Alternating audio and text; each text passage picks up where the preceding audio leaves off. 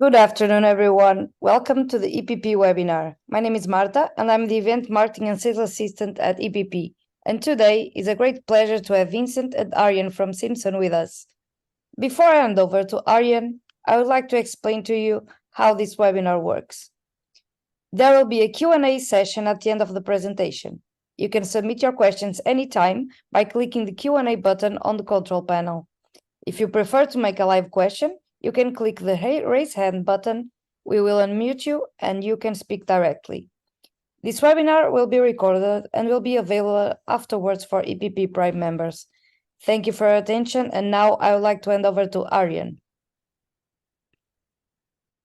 Yes, thank you, Marta, for this wonderful introduction, and thank you for co-hosting this webinar.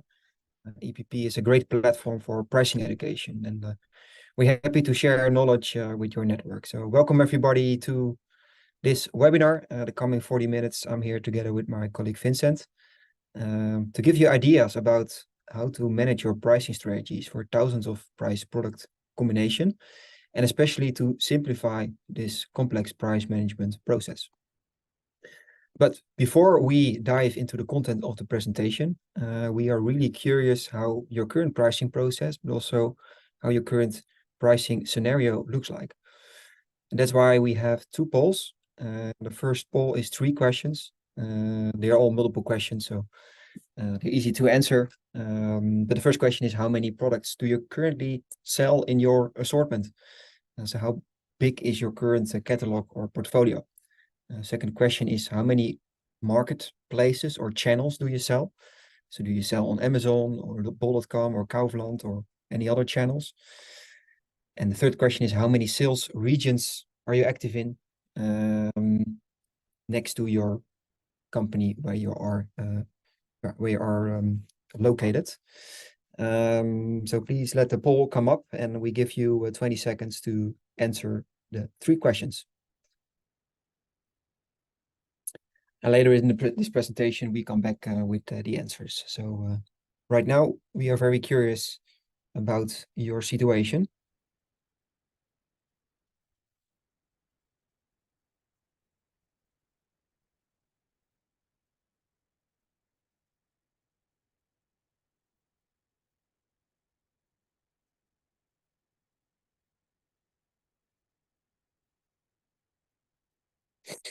Yeah, we have a lot of people in the webinar, so we'll give you a few seconds to answer the questions.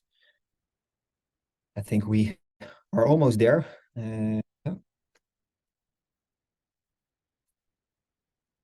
Just quickly writing the answers. Okay, great. Great. More than 15. Thank you very much for answering the first poll. Then we go over to the second part of questions. Then the second poll is about how many people do you currently have fully employed in your pricing team? And do you already have a pricing software management tool integrated in your pricing process? And for the last question, we don't mean Excel, but more an advanced pricing management tool. So I asked, can we activate the poll? The questions 4 and 5.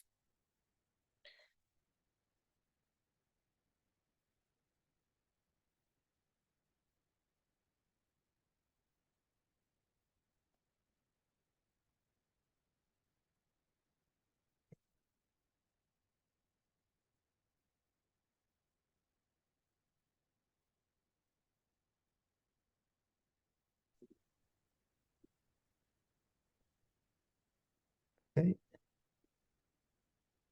Yes. Right. Thanks for answering the questions. We can go back now and start the real content of the webinar. Let's move on. I think question we often get at the customer base of SYMSON is, how frequent do I need to change my prices? Do I need to change that every month, every week, or even a day, or really dynamic? And that's a really tough question to answer. You can be really sweaty when answering these questions, especially when you have so many products as the majority of you has. And yeah, the answer on this question is that it really depends. There's no rule of thumb to answer this question, because yeah, the best answer is I can give you. You can change the prices as often as the market accepts. If you are a B2B company, sometimes once a month or once a quarter is enough. But if you are a tech giant, just like Amazon, it could be that you're changing your prices multiple times a day. So it really depends on your market and the market dynamic. When I go to the next slide, I think the most extreme example of price changes is the stock market. You could see here price changes multiple times a second. And when they don't do that frequent, you could see that the stock prices don't reflect the actual value anymore. So this is of course a very extreme example. And in your situation, probably you don't need to change your prices every second. But probably you see that the industry has been more volatile, and that the supply chains, of course, are more unstable, and that also the whole economy is more digitized. And this leads to a more price-sensitive world compared to a couple of years before. And what we currently see is that a lot of business owners and companies are changing their prices only when a big event happens. So, for example, when a big competitor changes their prices, or when a big supplier of them changes their prices, and this is for them a reason to change their price as well. But let's move a little bit more into the typical challenges we currently see for pricing managers in especially retail, manufacturing, and wholesale. So what we see is that they have a lots of products. So as you mentioned in the poll, you have between 10 and 20K, 20,000 products to manage. These are a lot of products, especially if you are also active on multiple marketplaces. The majority of you is active in between 1 and 5 different marketplaces. It means that you have also multiple currencies to manage, but also multiple commissions for these platforms. And next to that, it could be that you're active in multiple sales regions. Then you have to control and maintain all those price points per region. It could be that every region has his own local customer behavior, his own taxes, and you need to adapt. So it's also, of course, their own currencies.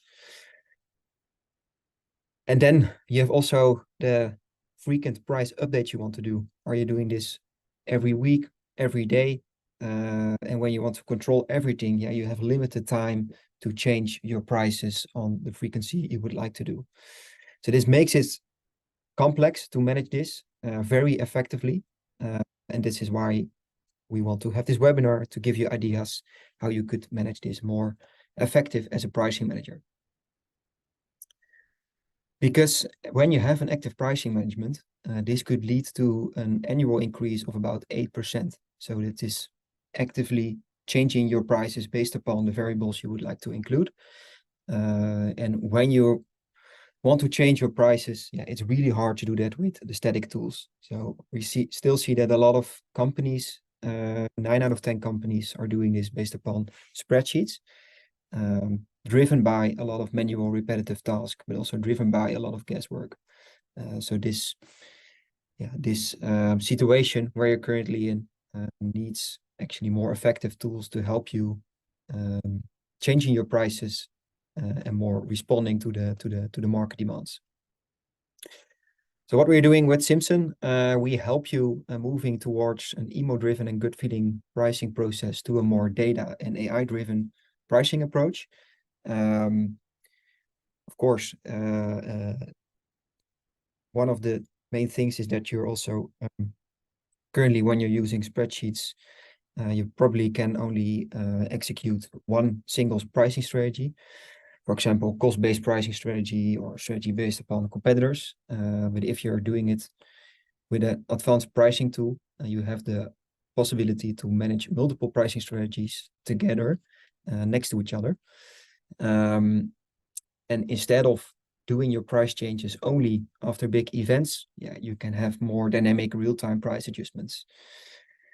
And you also move more to smart insights. And from a static learning process where only you as a pricing manager learns, or only you that can work on the spreadsheets. You have a more hyper learning approach where the whole organization can learn, the experts in the organization can learn, and also the machine can learn from the new data that comes in. And last but not least, you don't focus on the past, but can really focus on the future and use the historical data to predict the future. So this is more an introduction, how this looks like in practice. This is what my colleague Vincent will tell. So I'll give the floor to him. Thanks, Arjen, for the introduction. Yeah, so as Arjen already explained, and what we always like to do within SYMSON is to visualize the whole complexity that we are dealing with as an organization. And the first thing that we want to address, of course, when we work in managing thousands of different price points, is to take a deeper look into the catalog that we have within our organization. The catalog, of course, exists of all the products and services that we push into the markets, but they can have already a kind of segmentation within the catalog. In general, we see three main topics here. So that is that there is like a category, different categories in place. We have different brands, but also attributes that are assigned to the different categories of products to make that whole situation a whole. And what we see is that there are strategies on multiple levels, right? And we see that if you have category levels, category strategies, brand strategies, and different combinations around it, that the complexity within your pricing structure already becomes difficult if you're managing thousands of different products in different dimensions. On top of it, of course, these attributes also have like identifications where you want to steer upon. For instance, if it is a key value item, or if you want to include your stock level. So next to the catalog, and if that is on average, for instance, in this case, in the group where we are active with today, around 50,000 SKUs, then the complexity becomes already quite large if we move in different price dimensions. So let's go to, for instance, the first price dimension, that is, for instance, countries. So if we are selling these 15,000 SKUs, not in one country, but in 3 countries, we are actively managing not 15,000 price points, but we are actively managing 45,000 price points. And this is already where the complexity kicks in, because your pricing organization should be capable of already maintaining those 45,000 price points, considering that we only have one active price in the market for a whole year, right? So if we have multiple repricing rounds, it means that these numbers, of course, accumulate quite quickly. The next dimension that we already saw in your answers, but what we come across as well, is that organizations are also active on multiple platforms. So this can be B2C platforms as Alibaba, Amazon, eBay, Bol.com, whatever. But we also see in the B2B environment, multiple channels starting up. So that is also complexity that is adding to this equation. Next market of dimension that we often see, and this is as well for customer groups, and customer groups we see on different levels. So we see in the B2C, we see, for instance, loyalty programs that are given to customers that are frequent buyers with the organization. So sometimes we see a 5-level loyalty program. If they acquired already a customer on Google Shopping or Amazon, they want to reward that specific customer, that they go directly to the website so that they don't lose any fees to the platforms that other would generate this traffic and conversion. If we look in the B2B scene, we of course see segmentation in terms of volume that we are selling within the organization. And the other thing that we also see coming across is, for instance, key accounts, so super large clients that often buy a certain part of your portfolio. And because this regularity is in the process, there are special price points to be made. We often call this also a Christmas tree that we see within the organization, lots of price lists going on, and that the maintainability of those price lists eventually, of course, become a challenge to maintain. However, if we look at this segmentation and the different dimensions where we have price lists active, and hopefully we already get the idea now that this kind of looks in exponential growth. If we are adding new dimensions on top of the catalog that we have running, then the next step that we need to take into consideration is what are drivers of the prices that we are actually maintaining in these groups, right? Because that is the added complexity that is in this equation. So price drivers we identify as the drivers within the price of the specific product that is influenced by an internal or external factor. External factors can, for instance, be out of the macroeconomical field, right? So we talk about, for instance, GDP per capita, if that's interesting for you. It can also be if you sell ice creams, for instance, the weather conditions within a specific country. But all these macroeconomical factors can play an influence on how much you sell, how frequently you sell, and how that buying behavior is coming to a stand. Although your influence in this specific element is limited, of course, because it's not something that's directly under your control, and the data, of course, is also from mostly external sources. Then we can also move to internal drivers, and the internal drivers of products can be about information that you do have, or information that can be easily collected and digested into your system. So this can be, for instance, that you know the competitor intensity that you have, or for instance the run rate that you have within your inventory. So how quickly are we actually selling all these products into the market? How much weeks of supply do we still have left? Also considering, of course, the replenishing cycle that you have running within your organization. We can look into order sizes. That's more like for in the B2B, but we can also look in basket sizes for the B2C. Other things that we can see is, for instance, the frequency products are bought, but also if it is, for instance, on a specific favorite list of one of the customers that you are trying to persuade to buy the product with you. And all these different elements together eventually need to be digested in a price strategy, right? Because that is like the ultimate position that we want to achieve. And as you can see in this whole line of progress that we have here, is that the complexity increases with each dimension that is coming. And then on top of it, you have all these price drivers. And for each organization, this is super unique in terms of how they go about it and what is most relevant to them to set prices on top of their products in a specific region, on a specific customer group, on the specific product out of the catalog. So if this is like a one-size-fits-all approach, the number of price points you have to maintain and the optimization level becomes really complex. Because what are we dealing with? Let's add up the numbers together. So if you're looking at the inventory of your catalog, selling 15,000 SKUs, you are active in 3 countries, 45,000 products. If you are active in 6 different marketplaces, so 2 different extra sales channels within a country, where you sell your products as well, there's another 90,000 extra price points. And then you are thinking about, and this is only a 5-stage loyalty program, that adds 225,000 extra price points on top of it, making it a total of, if you just manage 1 price points of all those products a year, that you are managing 375,000 price points on a yearly basis. And now we can make these sums like, okay, and what becomes the complexity once we multiply that with 1 price movement per year? Like for some is that super relevant. In the B2B, it's less frequent, often we see. But if we would go for a 1 price movement today, we are talking about 49 million price movements per year. And if you want to maintain the loyalty program on a 5-stage level, then you are adding 82 million price points more. And this is the capability that your organization needs to develop to execute, right? So how do we actually make sense of these many millions price movements that we do in a year, and do that in a controlled setting, that we are still focusing on optimizing our prices, controlling the margin, and be effective in the KPIs that we have set as an organization? So the only way to achieve that is to look, of course, towards segmentation, because we need to apply a certain controllability within the organization.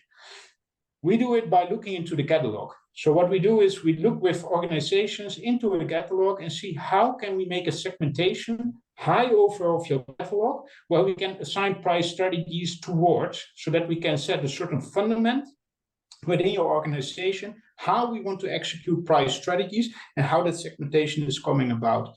So just for a simple, I will give you 2, but there are multiple, so we will dive in a few of them, but just to clarify on how we execute this process, this is the way how we can do it. So if you look at, for instance, product-based segmentation, we can do it with commodity products that are divided in fast and slow movers, but we can also do it with the other side of that equation, of course, non-commodity products that are also fast and slow movers.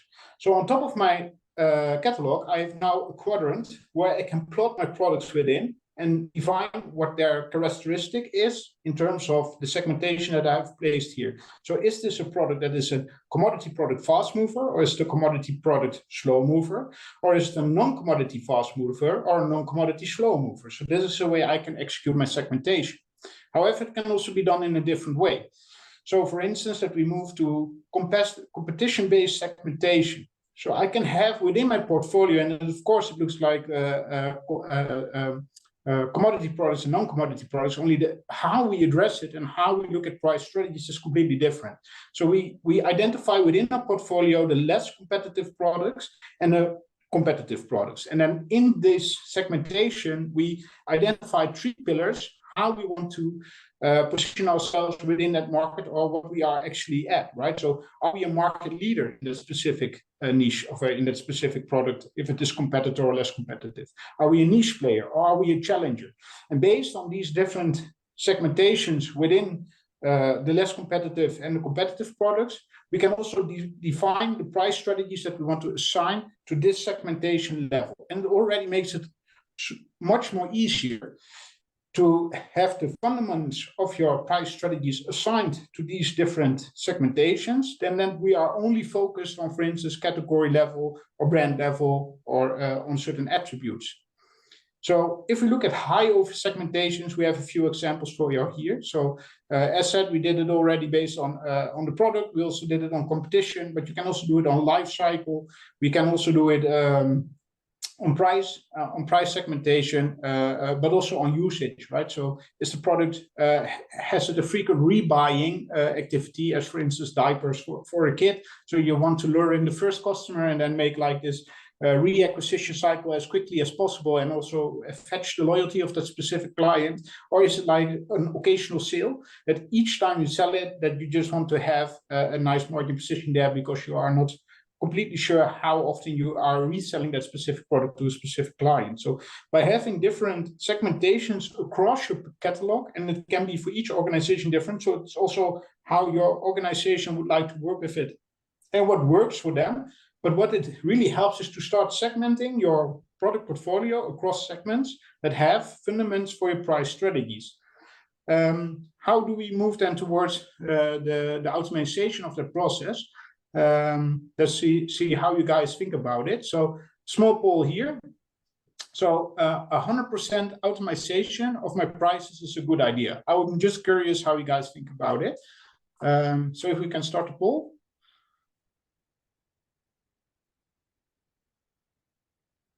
Let's see. Yep. Yes.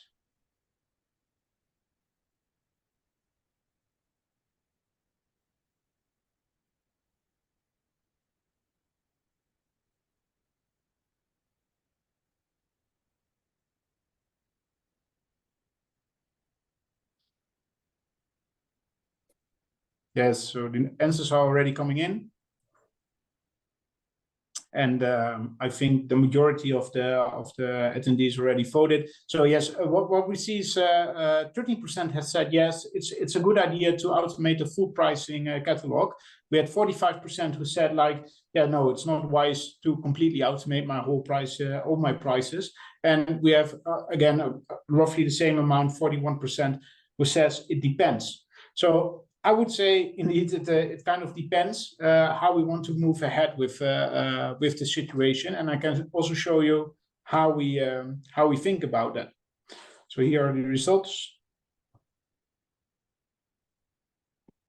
All right, because if we look at our organization, and we did and this is good to keep in mind. So we did the segmentation across our catalog in terms of products where they are in a certain segmentation level that we wanted to apply. And now we are going to see how can we automate processes within our organization. So within all these product segmentations that you have developed, you can plot those segmentation within this balance between execution of human and machine. So if we have familiar problems with a high data density, we can, of course, fully automate the process because we have enough data to let the machine make the decisions that we want to address. On the other hand, if we have a low data density, but we have familiar problems, it's a mixture, right? So we want to automate it at a certain level, but we do want to keep also a certain level of human control to see how this is going about, and if we want to make pivots within the setup that we have made in the automation side of things. That also counts when we have high data density, but it is a more unique task that we need to execute. So these are, for instance, products that we still have running in business. So for instance, non-commodity products commodity products that we don't sell too often, right? So non-commodity products that we don't sell too often, because there's like some complexity to it. And finally, we have low data density and highly unique tasks, meaning that if it's really like, for instance, a new product that you need to introduce in the market, you have no market experience, and it's one of a kind, and we still need to learn. Of course, you can make a reference to products that you already launched into the market and see if you can make some reference cases there to understand how you want to progress in selling and setting the prices on the specific product. However, if we don't know for sure, it's always nice to keep a full control by human perspective to get the idea how we want to execute that process. On the other hand, if we look, for instance, as an example to the commodity product that is a fast mover, a commodity product has familiar problems, right? Lots of competition, everybody knows what's going on, prices are well known in the market, etc. On top of it, we have high data density because it's a fast mover. We have a lot of transactional data, meaning that a commodity fast mover will always be plotted in a fully automated setting. And to give you an example of how your final step in this exercise could look like, we have made an overview in how we would address it. So if we take as an example the one that we addressed in the beginning as a segmentation level, so we have commodity products that are slow movers, we have commodity products that are fast movers, we have non-commodity products that are slow movers, and non-commodity products that are fast movers. So we have this quadrant and we have plotted our products and our product groups within this segmentation. And now we can look at the optimization level. So if we have commodity products that are slow movers, meaning that we have a familiar problem, but our data density is quite low, then we have a semi-automation positioning here at hand, meaning that we can use as a price strategy, of course, competitive pricing, because it's a commodity product. However, because we want to understand if we can push prices a little bit more than, for instance, the average in the market, because we are a unique brand, we deliver certain services into the market, and there's some value into it. But we have to discover how much value that is. So partly, of course, the competitor side of things we can automate, but to understand, for instance, how much we can push the price a little bit, that needs to be inspected by humans as well. So that's also where the sensitivity pricing is coming about. Part of that can be automated, but there's some iterations to be made to fully understand the position here. The commodity fast movers we just addressed. However, of course, because we have commodity fast movers, in terms of price strategies, we want to fully automate it. And that automation process is, for instance, tracking the average of the markets in terms of prices, assign that price to our product, and then execute, for instance, an elasticity measurement if there is still a possibility to increase or decrease prices a little bit to optimize your margin. And this can also be executed, of course, for non-commodity slow movers, where we see, okay, we have a product that is not selling too often, but it is kind of unique that we have it, so we know how to go about it. Only the transactional data that we have on the specific product is quite low. So in this case, we don't use elasticity pricing, but we use, for instance, sensitivity pricing as a pillar. We can, of course, address in each pricing strategy here how your stock level is currently on which level it is. But this is how we then look at it to say, all right, we want to execute price sensitivity on the specific non-commodity slow movers, and then see how we want to move with prices, because we want to do an evaluation on top of it once the price cycle is done. The next step is, of course, non-commodity fast movers. Well, here again, we have a familiar problem and we have lots of data because we are quite quickly selling this specific product. We can use price elasticity to understand how we want to utilize the data that we have within our organization. And again, here, of course, you can include stock level position as well. The final one, what we said, like, when do we want to do it kind of manual? Then is what we want to introduce new products and services. And then we also see that we want to do a manual pricing process with some experiments to get the first learnings into the organization, and then start from that point with an iteration to move on to the next step. So to summarize that a little bit, how we are going about it, it's for us really important, and we would advise this to each organization to first get a scope of the whole catalog to the price strategies that you want to build, and in which dimensions are we actually managing the prices, and which drivers do we want to take into account. Then do a segmentation on your product portfolio to understand, like, how can we plot our different products within a quadrant where we can assign next to that the optimization level and the price strategies towards. And in this case, we help ourselves to do like in a 3-step procedure, a breakdown of a lot of products and price points that you have in the market, and also understand where your attention should be, right? So our focus still on the, you don't have to have that much focus on the fully automated processes, but you should have a bit focus on the semi-automated processes. And of course, there's more focus on the manual executions you have to do. And this is the optimization process that you can walk through as an organization when you start this journey. However, there's one key takeaway that we have learned with the deployments that we have done within organizations, applying these types of methods, and that is that the sound strategy starts with having the right goal. And what we mean with this is, and why we like this quote from Michael Porter, is because what we often see is that price becomes the leader within an organization and not taking into consideration the strategy, the corporate strategy that was set by a business. Right, so you can have like product leadership, you can have operational excellence, you can have customer intimacy. Depending on which pillar your organization is focused on most, your prices should align with that. And if your portfolio is not delivering that value to your, in terms of margin, to maintain, for instance, your customer intimacy profile, then it means that you need to execute a portfolio optimization as well. And this is a key takeaway that we have seen, that conflicts in organization often starts at this re-evaluation of the whole portfolio is part of the process, with aligning all the segmentations and automating the processes to eventually execute prices on a level that your organization can really steer on margins and revenues. And that's, in short, the presentation that we had in mind for you guys. Hopefully these few models can help you to optimize your internal portfolio. And if you have questions about the models and how we deploy it, we open now the Q&A to have some interaction here and to address as much questions as possible that you may have. Great. In the coming 5 minutes, we have time to answer the questions. So if you have any burning questions, please answer them or ask them in the chat. I'm sharing my screen, Vincent, so I cannot see the questions that are popping up in the chat. Right. Can you see the questions? Yes. I have one question here. What would you recommend to start with if your current have a one-size-fits-all customer and product grouping?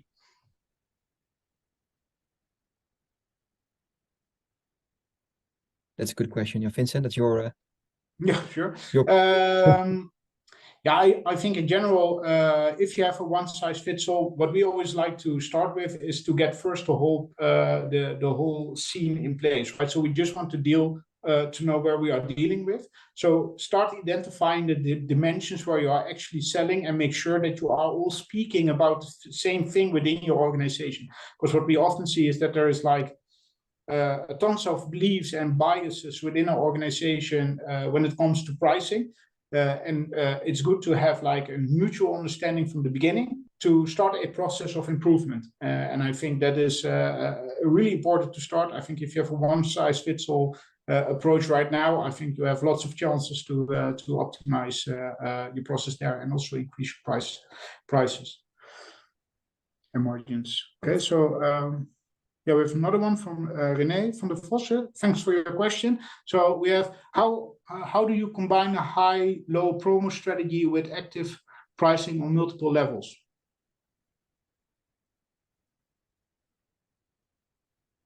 Yes, yeah, that's a good question. So if you have like a lot of promo strategies running, and you have it on multiple levels, can you clarify a little bit? Are you having that on multiple levels within the same channel, or are you then having multiple levels in different channels?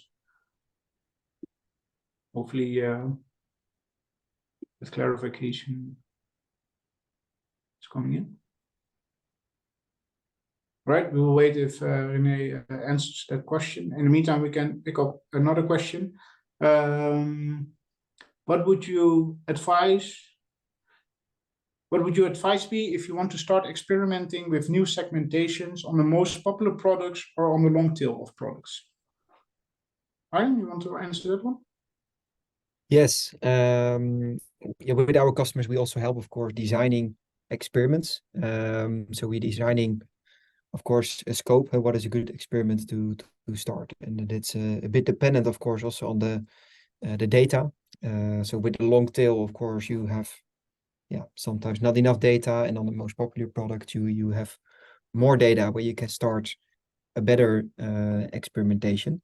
But if you want to start with product segmentation, yeah, it's best, I think, to start with the scope that makes the most sense. So if you have the 20% products that are that lead to the 80% sales, I think there's most value in making a better segmentation so that you can better address the customer demands into different kind of product market combinations. So I would always start where the impact is the highest, and if that's successful, yeah, then you can scale up the method, but always start small. So maybe you can start with a small part of your assortment and then scale it up when it's successful. Right. Thanks. Yeah, so René, thanks for adding that information to your question. So what the question is now a little bit broader. So they have on a national level, they have high and low promo to all customers, but they also want to be able to use different price lines on region and different customer segmentations. Now, I think so. If we go back to the first setup that we did within the model that we have visualized. If we look at your catalog in terms of how you are selling it and the different regions, sales channels, and customer groups that you have, it means that if you really want to execute it, we really have to develop multiple regions where we are managing the promotions on a level that you are able to do it. Of course, you want to have, like, let's say, off-the-shelf prices in terms of how you want to execute it, but as I assume out of your question is that you also have different customer segmentations, meaning that we need to address all these different segments where you want to set different price points. So I would assume, actually, if we would dive into your case, that the number of price points that you are actually managing with this setup is super complex. Because I don't know if you also have a certain level of inheritance, what you want to have within the prices, if you look at these different regions where you set the prices within. But I would say that the optimization has to be done per region, per customer, combination of region and customer groups that you have in, and then, of course, your overall price strategy that you want to push into the market. So I would say that it can be the case that we are actually managing 5 different, depending on the number of regions and customer groups, but it could be 5 to 10 different regions in terms of price points that you are managing. So just as a calculation example, if you have those 10,000 SKUs on stock, and you have them, by definition, if we would peel this down in a decision tree and see how much different unique positions you have, it could be that you are actually managing 100,000 different price points. And I think there is already a lot of complexity in terms of the question that you have posted here. I hope that answers your question a bit. If you want to dive a little bit deeper on it, we can help you to do an exercise. Then we can be in contact after the chat. All right. I don't know how we are with the time. So good. We're almost there, but thanks for all the questions. Sometimes you have to think about the questions after getting so much information. So if you have more questions later on, you can always ask us, or yeah, we can set up a short meeting to answer your question personally if you don't want to answer your question now in public. Okay, I think we are there, Marta. Thank you very much, Vincent and Erin, for your excellent presentation. Also, thank you to all the participants for joining the webinar us today. The recording will be ready in a few days, and you can rewatch the webinar section on our website. And lastly, I would like to take this chance to announce that our 17th EPP Global Pricing Forum will be taking place in November from 8 to 10 in Brussels. You can visit our website, pricingevents.eu, to find out more about the agenda and the speakers. We hope to see you all there. Thank you again, and have a nice afternoon. Thanks. Bye. Thank you.